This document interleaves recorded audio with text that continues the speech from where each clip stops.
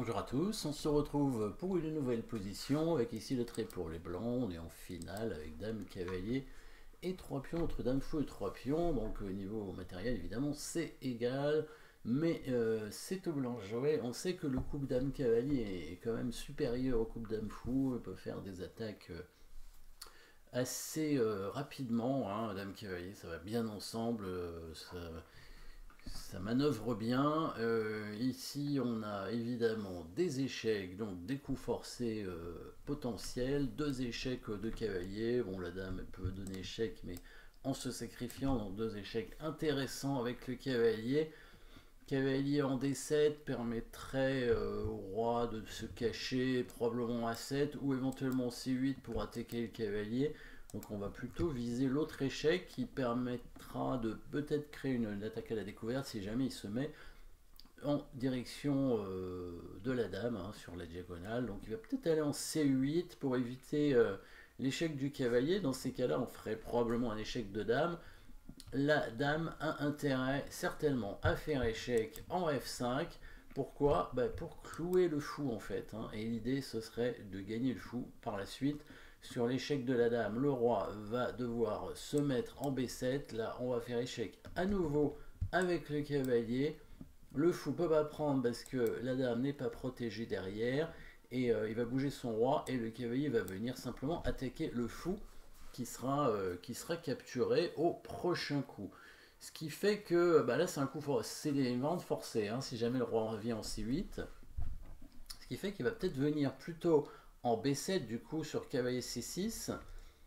Dans ce cas-là, alors s'il vient en A8, il est mat, hein, puisqu'on pourrait faire échec avec le cavalier en D8 ou en A5, et après on donnerait mat en B7, hein, cavalier C6. Donc sur roi B7, alors roi B7 c'est le meilleur coup. Donc sur roi C8, comme on a dit, échec en F5, échec en D8, le fou peut pas prendre, et on met le cavalier là, et le fou est perdu puisqu'il est cloué. La dame ne peut pas donner échec, hein, la dame noire, donc voilà, on devrait l'emporter assez facilement avec une pièce de plus.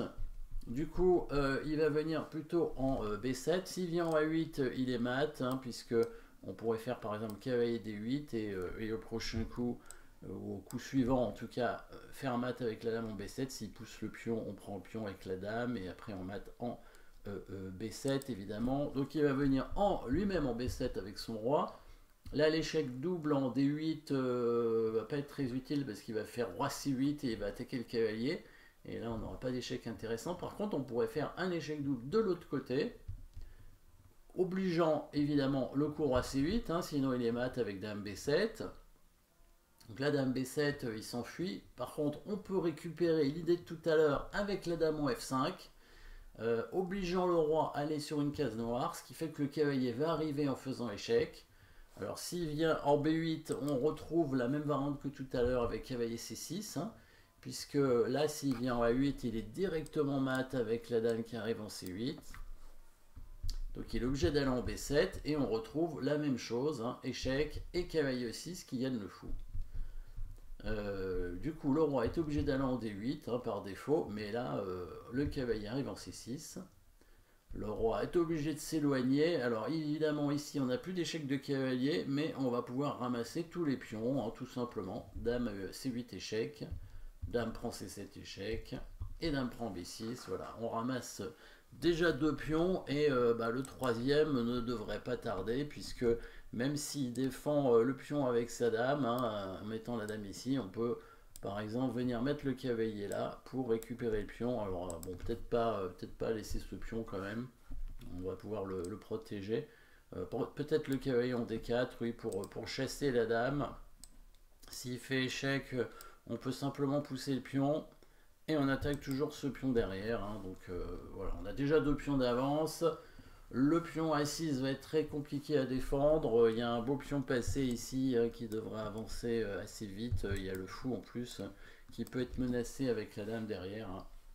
Donc ici ça peut aller très vite. Voilà, tout simplement. Donc on prend tous les pions si jamais il s'enfuit de ce côté-là. Et donc s'il s'enfuit de l'autre côté, l'idée, on a vu, hein, l'idée principale qui était de venir tout simplement récupérer ce fou qui était cloué, hein. Donc en se mettant en F5 ici, on crée un clouage, hein, très important. Attention à l'attaque à la découverte, mais le fou peut pas bouger en faisant échec, puisque le roi est sur case blanche, donc tout va bien. Mais attention quand même, hein, quand on cloue comme ça un fou sur une dame, hein, à pas que ça se retourne contre nous avec un échec, une attaque à la découverte, mais là, il n'y a pas de risque. Voilà, le fou est perdu. Voilà, petite finale avec dame cavalier contre dame fou, avec des attaques qui permettent de gagner du matériel et donc de l'emporter en finale, puisque quand même 3 pions d'avance, hein, si on même 2 pions d'avance c'est suffisant, hein, ici, puisqu'il y a il y a un pion passé qui va avancer très vite, et puis le gain de la pièce nous permettra évidemment de gagner les pions par la suite. Merci d'avoir suivi cette position, n'oubliez pas de vous abonner et à très bientôt.